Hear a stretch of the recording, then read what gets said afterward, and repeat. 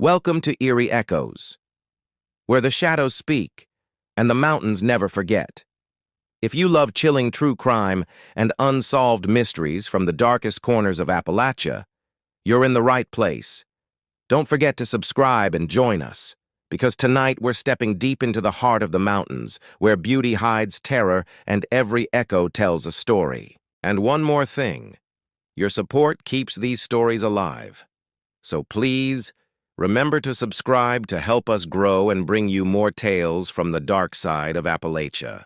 Our first story takes us back to December 1st, 1946, to the small college town of Bennington, Vermont, where the Appalachian Trail winds its way through the frozen woods. It was on this trail that a young woman named Paula Jean Welden stepped into the forest and vanished forever. Paula was only 18 years old, a bright, ambitious sophomore at Bennington College. That Sunday afternoon, she decided to go for a hike. She left her dorm room in a red parka, jeans, and sneakers, hardly dressed for the dropping temperatures, but cheerful and unconcerned. She told her roommate she was going for a walk. Those would be the last words anyone at school ever heard from her. Several people saw her that day. A couple driving along the road spotted her heading toward the long trail, a rugged section of the Appalachian Trail. A group of hikers recalled seeing her step onto the path as daylight began to fade. She looked calm, even determined, as if she had a destination in mind. But Paula never returned. When she failed to come back to campus that night, her friends alerted the college. Soon, a search was underway, one that would grow into one of the most extensive manhunts Vermont had ever seen. Hundreds joined, students, townsfolk, state police, even the FBI. They scoured the woods with bloodhounds, airplanes circled overhead, and volunteers combed every inch of the trail. But Paula had left no trace, no footprints in the snow, no scraps of clothing, no body, nothing. It was as if the forest itself had swallowed her whole. Theories blossomed like frostbite under the skin of the town. Some believed Paula had become disoriented, wandered off the trail, and succumbed to the freezing cold. But weeks of searching revealed no remains. Others whispered darker possibilities, that she had been abducted or perhaps murdered. A suspicious local man was questioned, one who had bragged about knowing what happened to her. But no evidence was ever found, and the case stalled. As months turned into years, Paula's disappearance became more than a crime. It became a legend.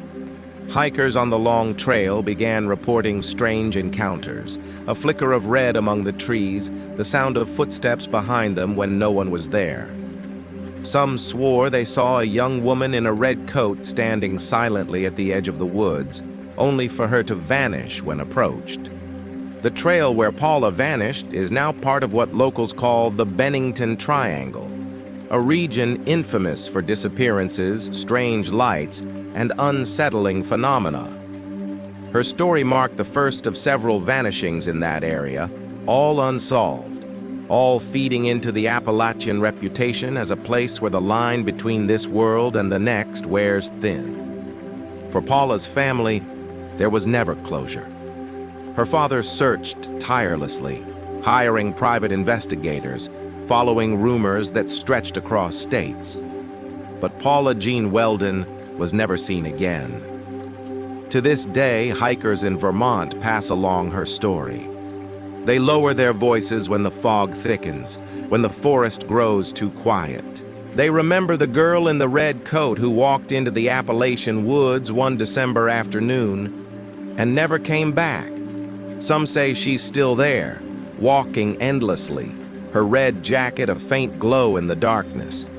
A reminder that the Appalachian Trail does not forgive those who underestimate its silence. And Paula's story was not the last, because just 30 years later, in those very same Smoky Mountains where legends grow and secrets linger, another young life would vanish into the mist. A girl named Trenny Gibson, whose disappearance still haunts Appalachia to this day.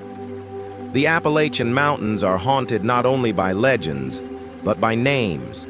Names that belong to those who entered the forest and never returned.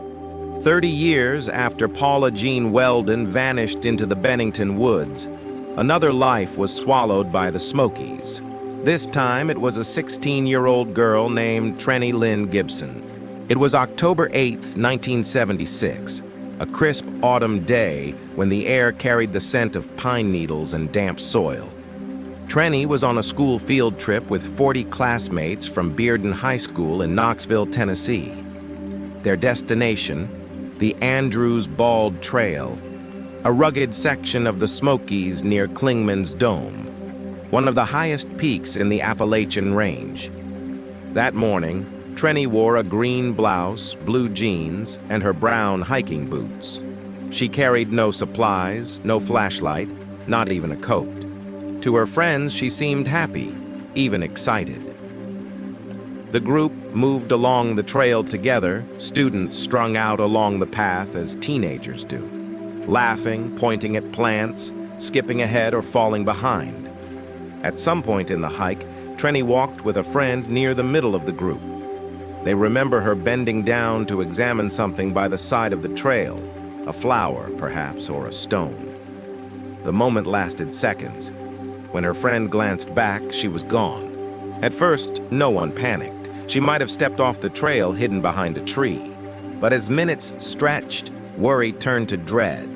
Teachers and students called her name, combed the underbrush, doubled back along the path. Trenny was nowhere. When night fell, temperatures dropped. By then, park rangers had joined the search. Helicopters swept the ridges with spotlights.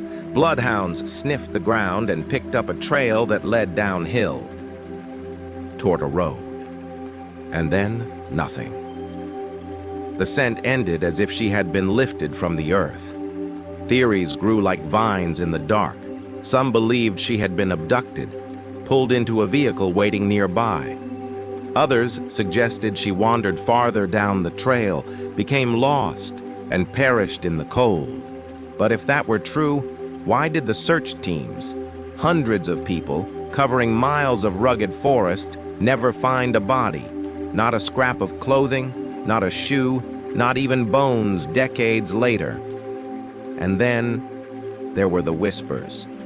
Some hikers claimed to see a figure moving silently through the trees, always just ahead, always out of reach. A few even said they glimpsed a girl in a green blouse, her hair tangled, her face pale, watching from the tree line. Whether it was guilt, imagination, or something far stranger, no one can say. Trenny's family was shattered. Her parents scoured the mountains for weeks, pleading for answers. They offered rewards, consulted psychics, and clung to rumors. Some claimed she had run away.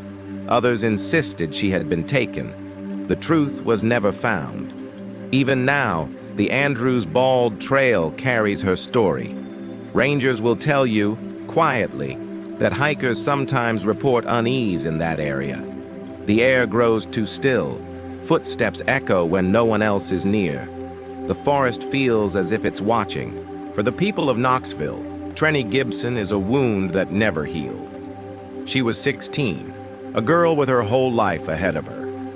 One moment she was laughing with friends, the next she was gone, leaving behind only silence and questions.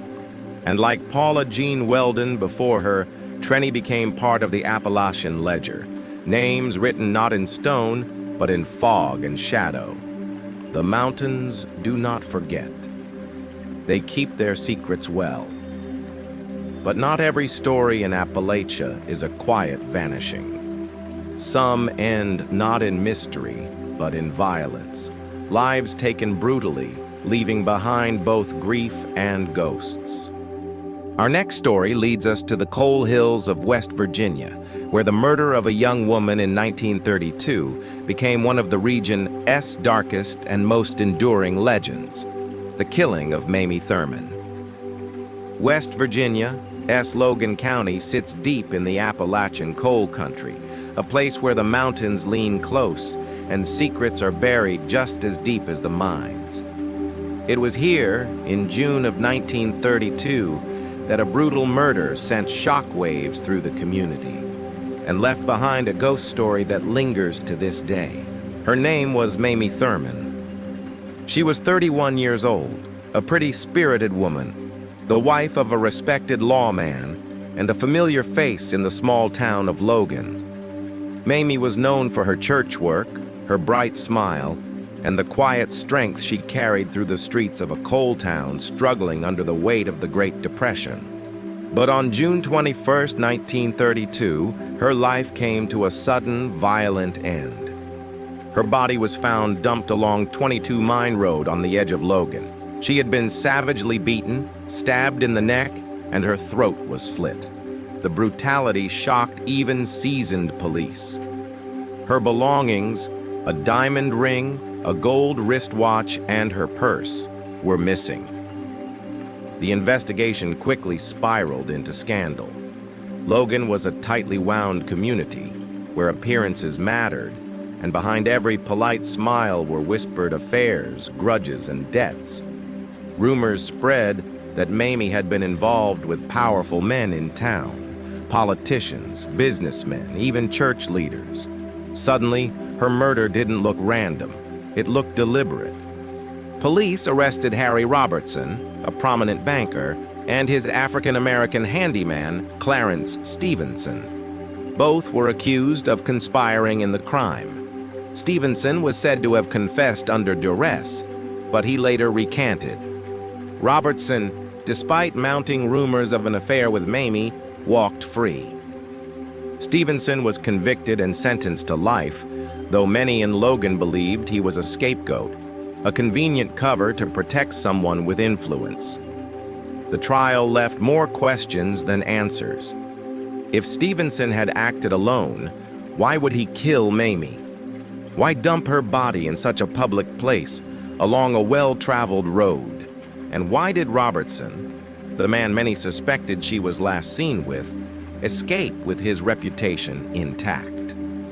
In the decades since, the story of Mamie Thurman has twisted itself into Appalachian folklore.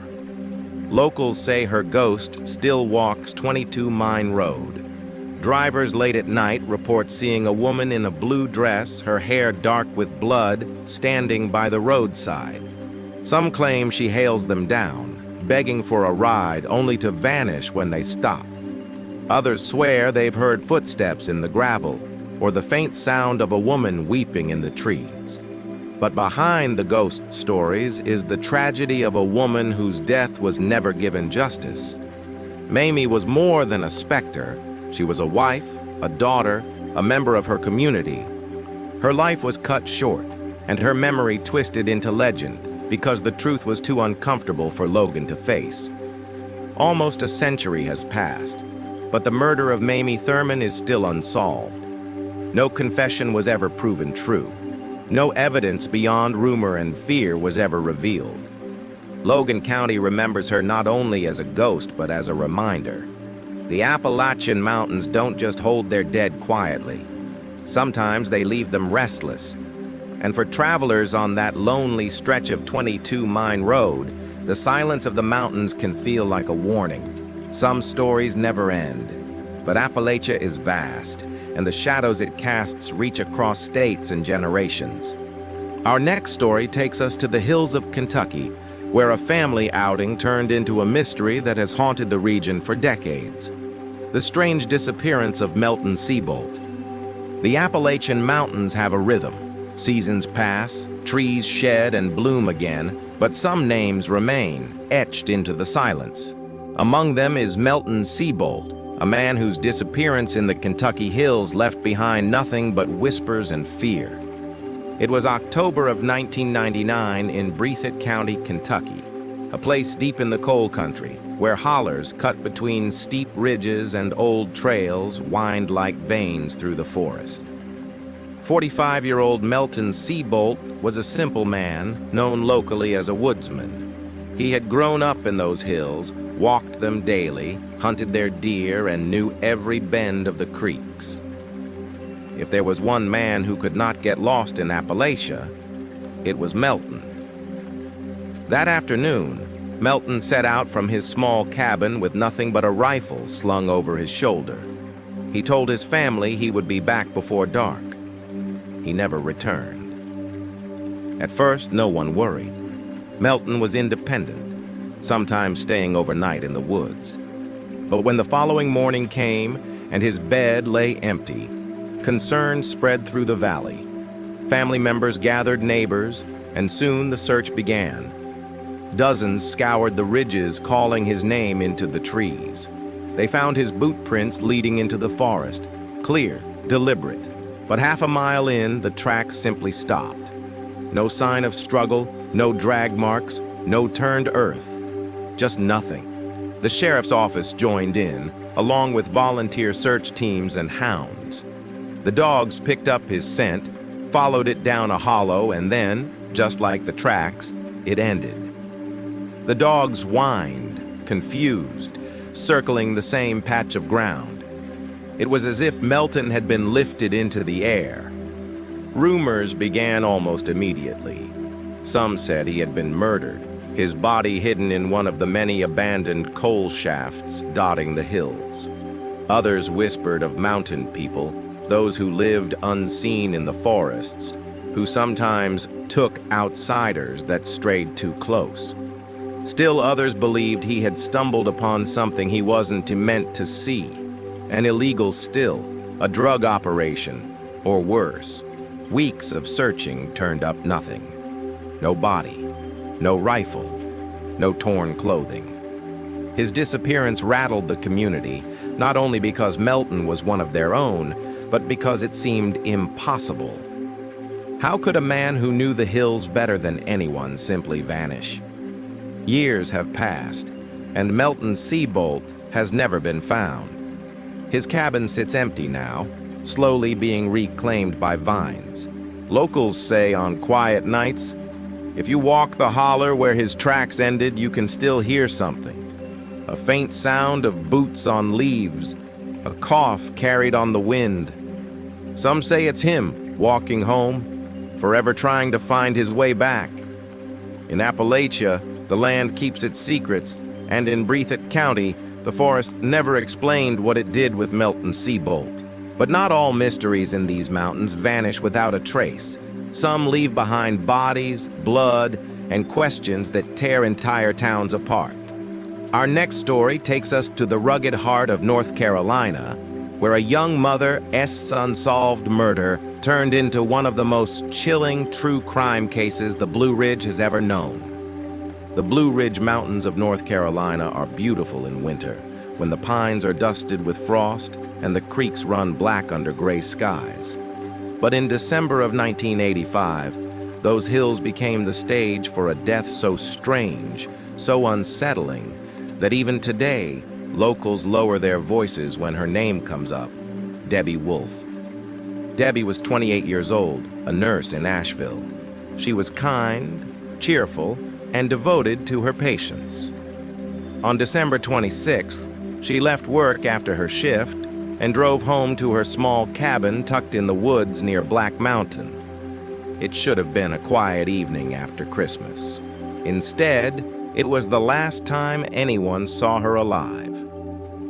When Debbie failed to show up for work the next day, her mother grew worried. Debbie was reliable, never missing a shift. On December 27th, her mother and a friend drove to the cabin.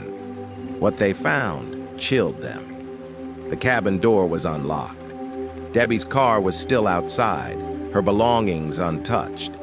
Inside, the house looked disturbed. Some of her things were out of place. Her dogs were hungry and frantic, as if she hadn't been home in days. Something was wrong. The search began with family and friends combing the property. Behind the cabin, down a wooded path, sat a small pond. It was there, submerged in the cold, murky water, that they found her. Debbie Wolfe's body was pulled from the pond, her frame curled unnaturally, her clothes weighted with mud. But what shocked everyone wasn't just that she had drowned, it was how. Her body was found inside a set of 55-gallon barrels, as if someone had forced her into them. Even more disturbing, her shoes were missing. The sheriff's office quickly ruled it an accident. They claimed she must have fallen in, disoriented, and drowned. But her family refused to believe it. They insisted Debbie was murdered, and they had reason to think so. The week before her death, Debbie had complained about 2 men who had been harassing her, both of them connected to local law enforcement. One had even visited her at work, leaving her shaken. To her family, the accident explanation felt like a cover-up, a way to protect someone with power. Questions piled up. Why was her body found in barrels? Why were her shoes gone? Why did the police dismiss these details so quickly? And why, when volunteers offered to help dredge the pond more thoroughly, were they turned away? In the years since, the death of Debbie Wolfe has become one of Asheville's most whispered-about mysteries. Some call it corruption. Others call it incompetence. Either way, a young nurse's life ended violently, and no justice was ever served. Neighbors say the pond never feels the same. Some avoid it altogether. They say when the fog drifts low across the water, you can almost see her, a figure beneath the surface, hands pressed against invisible glass, eyes wide with the silence of betrayal. Debbie Wolfe was more than a victim. She was a daughter, a nurse, a woman who deserved the truth. Instead, her case sits unsolved, locked away in the archives of Buncombe County, dismissed as an accident, but remembered as a crime. And Appalachia has no shortage of such stories. From the Blue Ridge to the Smokies, from Kentucky hollers to West Virginia mines, the mountains hold secrets in every shadow. Some are buried in ponds. Others are left on lonely roads. Our next story takes us to Virginia, where a man's mysterious disappearance on the Appalachian Trail turned into one of the strangest unsolved cases in the state's history. The Appalachian Trail runs for more than 2,000 miles, from Georgia to Maine, winding through forests, ridges, and valleys. For many hikers, it is a pilgrimage, a chance to test endurance and embrace solitude. But for some, the trail is not a path to discovery. It is a place where they are swallowed, leaving nothing behind but fear. In May of 1997, 2 women, Julie Williams and Lollie Winans, set out to hike the Shenandoah National Park in Virginia, one of the most visited, most seemingly safe sections of the Appalachian Trail. They were experienced outdoors women, careful and strong, and they were not traveling alone but together. For days, they moved along the trails, enjoying the lush green of spring, the wildflowers blooming along the ridges, the peace of a mountain world untouched by time. They set up camp near Skyland Lodge, where the Appalachian woods curl thick and quiet. On June 1st, rangers found their campsite. Their tent was zipped, their gear neatly packed, but inside, horror awaited. Both women had been bound and murdered, their throats cut with precision. The brutality stunned the nation. This wasn't a disappearance, an accident, or a misstep into the wilderness. This was deliberate. Someone had stalked, attacked, and silenced them in the middle of Shenandoah, in one of the most popular parks in the country. The FBI descended on the case. Hundreds of agents, state troopers, and park rangers combed the area. Suspicion fell on a man named Darrell Rice, a drifter with a history of violence against women. He was arrested, indicted, and for years prosecutors insisted he was the killer. But the evidence was shaky, circumstantial at best. By 2004, the charges were dropped. Rice walked free, and so the murders remain unsolved. The Appalachian Trail community has never forgotten Julie and Lollie. Their story became a chilling reminder that even in the heart of nature, Where hikers find freedom, danger can strike. Many say their case carries the fingerprints of something darker, not just a killer, but a predator who knew the land, who slipped away as easily as shadow through pine trees. Hikers today still pause near the site. Some leave flowers, others only silence. The place where the women pitched their tent feels heavy, as if the forest itself remembers the screams, and the trail has never shaken the fear. If it can happen in Shenandoah, one hiker said, it can happen anywhere. Julie Williams and Lollie Winans were daughters, friends, dreamers. They came to the Appalachian Trail seeking peace. What they found instead was violence, a mystery that remains unresolved, and a wound that still bleeds across Virginia's mountains. In Appalachia, not every story ends with vanishing. Sometimes the mountains give back the bodies but keep the answers locked away. And the next shadow we follow takes us deeper south, into the Tennessee hills, where a family massacre still leaves scars, and a farmhouse stands as a chilling reminder of one of Appalachia's darkest crimes. The Appalachian Trail runs for more than 2,000 miles, from Georgia to Maine, winding through forests, ridges, and valleys. For many hikers, it is a pilgrimage, a chance to test endurance and embrace solitude. But for some, the trail is not a path to discovery. It is a place where they are swallowed, leaving nothing behind but fear. In May of 1997, two women, Julie Williams and Lollie Winans, set out to hike the Shenandoah National Park in Virginia, one of the most visited, most seemingly safe sections of the Appalachian Trail. They were experienced outdoors women, careful and strong, and they were not traveling alone but together. For days, they moved along the trails, enjoying the lush green of spring, the wildflowers blooming along the ridges, the peace of a mountain world untouched by time. They set up camp near Skyland Lodge, where the Appalachian woods curl thick and quiet. On June 1st, rangers found their campsite. Their tent was zipped, their gear neatly packed. But inside, horror awaited. Both women had been bound and murdered, their throats cut with precision. The brutality stunned the nation. This wasn't a disappearance, an accident, or a misstep into the wilderness. This was deliberate. Someone had stalked, attacked, and silenced them in the middle of Shenandoah, in one of the most popular parks in the country.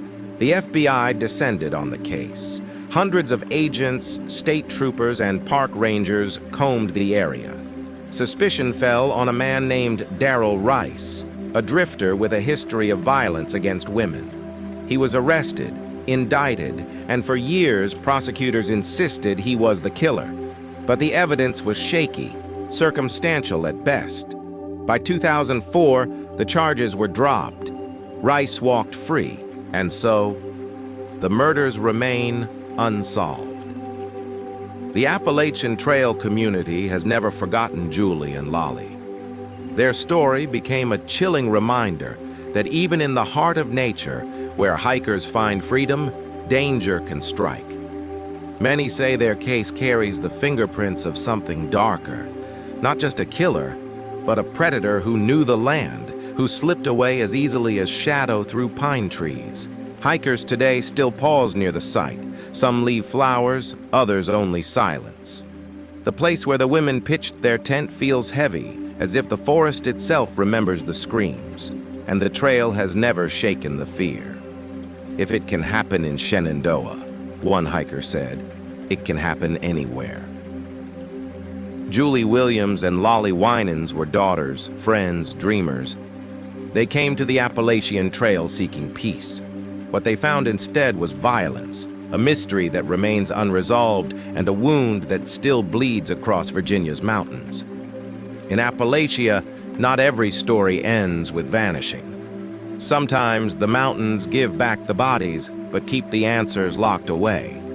And the next shadow we follow takes us deeper south, into the Tennessee hills, where a family massacre still leaves scars, and a farmhouse stands as a chilling reminder of one of Appalachia's darkest crimes. The Red River Gorge in Kentucky is a place of stunning beauty, towering cliffs, stone arches carved by time, and forests that whisper with every gust of wind. It is a favorite spot for hikers and campers, a jewel of the Appalachian foothills. But in October of 1988, it became the setting of a mystery that chills anyone who dares to camp alone in those woods. His name was Randy Wayne Shaffer, a 27-year-old outdoorsman who often spent weekends exploring the gorge. He knew the trails, the cliffs, the caves. On October 10th, Randy drove out with the plan to spend a few days alone, camping and journaling, something he often did when life grew heavy. For 3 days, no one thought much of his absence.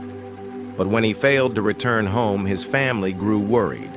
Rangers were notified, and soon they located his car parked neatly near one of the trailheads. Following the path, they found his campsite.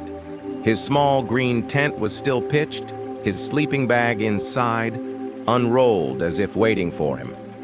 A lantern stood nearby. A journal was open on a camp chair, his handwriting trailing off mid-sentence.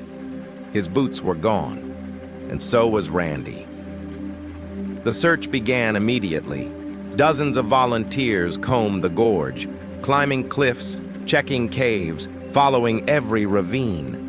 Bloodhounds were brought in, but their noses found nothing. Helicopters scanned from above, their rotors thundering through the valleys. Still, no Randy. The oddest detail was the state of the camp.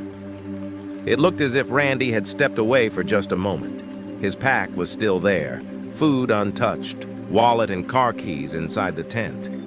He had not packed up, had not left intentionally. He had simply stepped out and never returned.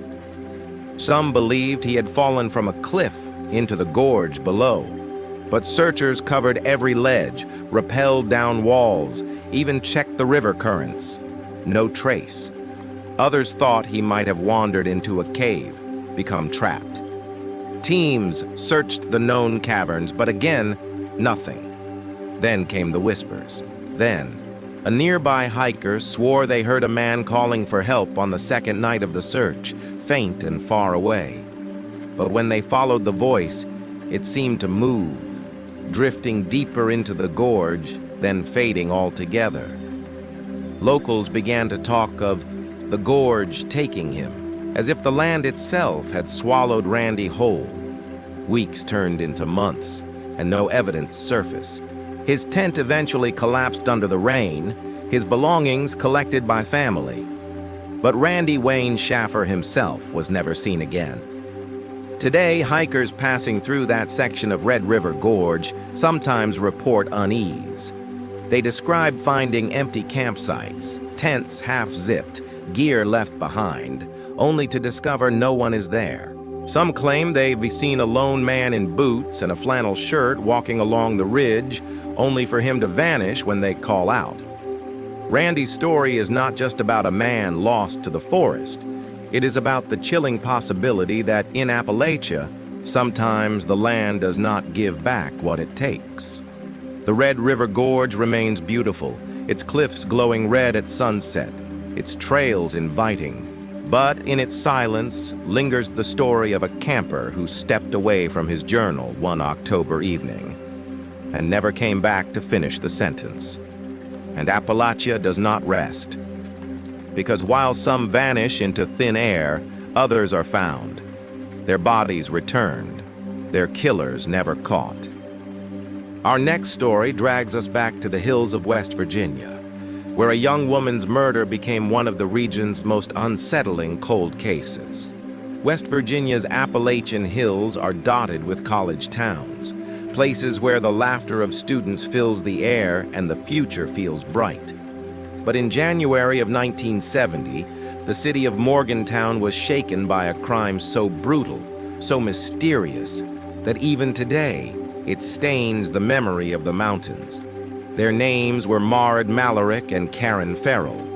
Both were 20 years old. students at West Virginia University, roommates, and close friends.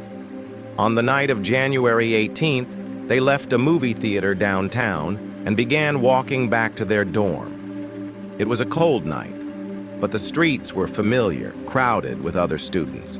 They never made it home. For days, their disappearance puzzled the city. Flyers were posted, police searched, families begged for answers. Rumors flew that they had run away, that they had been abducted, that someone in the town knew more than they admitted.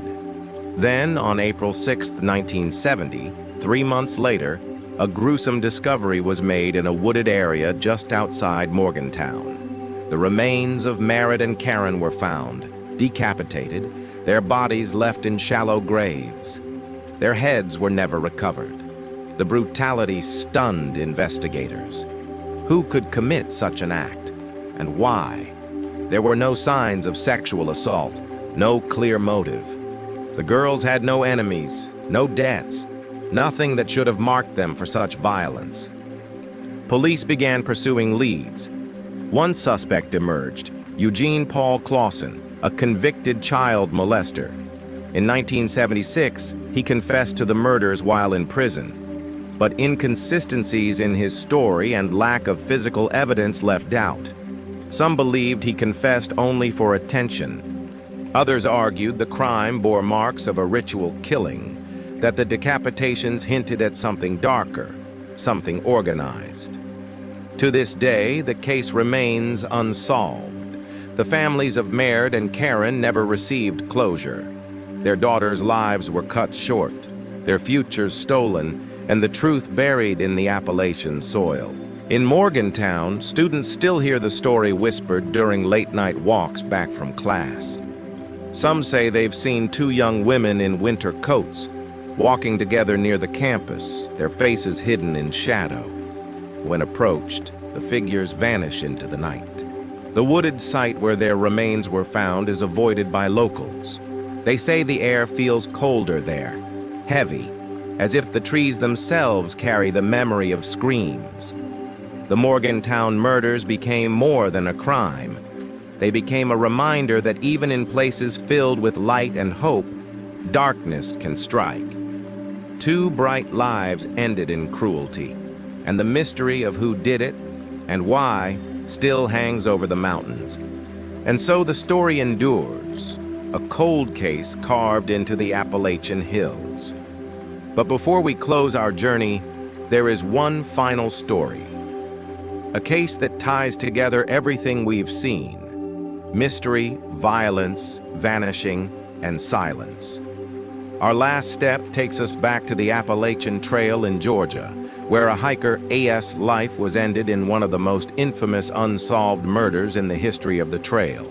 The Appalachian Trail begins in Georgia, winding north through the Blue Ridge, a path of beauty and solitude. For countless hikers, it is a dream, a challenge, a chance to be alone with nature. But for one young woman in January of 2008, the trail became a place of horror. Her name was Meredith Emerson, and her final hike would be remembered as one of the most chilling crimes in Appalachian history.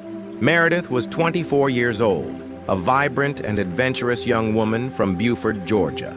She loved the outdoors, loved her dog Ella, and often hiked the trails near Vogel State Park. On New Year's Day 2008, she set out with Ella to climb Blood Mountain, a rugged, isolated section of the southern Appalachian Trail. Hikers along the path saw her that morning, cheerful, confident, moving quickly up the ridge. They also saw another hiker nearby, an older man, gray-haired, carrying a walking stick. The 2 were spotted together more than once. Then by afternoon, Meredith was gone. When she failed to return home, alarm bells rang immediately. Friends, family, and law enforcement began searching the Blood Mountain trails. They found her car at the trailhead, her belongings inside. Her dog was missing. 3 days later, hope flickered when Ella, her loyal black lab, was found wandering alone, alive, unharmed, but without Meredith. The relief quickly curdled into dread. The investigation turned toward the gray-haired man seen with her. His name was Gary Hilton, a drifter who had been moving up and down the Appalachian Trail, camping, scavenging, and, some suspected, preying on women who hiked alone. Within days, Hilton was arrested. Evidence linked him directly to Meredith, and under questioning, he confessed. He had followed her up the mountain, struck her, and forced her to march into the woods. For 3 days, he held her captive. In the end, he killed her and hid her body in a remote forest clearing. The brutality of his confession stunned the nation. This wasn't just a disappearance, another case lost to the mysteries of the mountains. This was proof that sometimes the danger on the Appalachian Trail is not the wilderness itself, but the predators who walk it. Hilton was sentenced to life in prison for Meredith's murder and later tied to other killings across the southeast. But Meredith's story left a scar far deeper than one man's crimes. It shook the hiking community, changed the way women approached the trail, and reminded everyone that the Appalachian Mountains, as breathtaking as they are, hold shadows that are very real. Today, hikers still leave flowers and stones on Blood Mountain, near the place where she was last seen. Some say the wind feels different there, colder, heavier, as if the mountain remembers. Others claim Ella, her dog, never left her side in spirit, that even now hikers sometimes glimpse a black lab running silently through the trees. Meredith Emerson was young, bright, full of life. She went into the mountains to find peace and instead met violence. But in telling her story, we remember not only her death, but her strength, her courage, and her love for the trail she walked. And so our journey through Appalachia ends here. 10 stories of disappearances, murders, and mysteries that remain unsolved or unforgettable. The mountains are beautiful, but they are not gentle. They keep secrets, they keep ghosts, and they keep the names of those who never came home. If you ever hiked the Appalachian Trail, remember the voices that came before. Whispers in the wind, footsteps in the fog, and stories like these that echo through the ridges.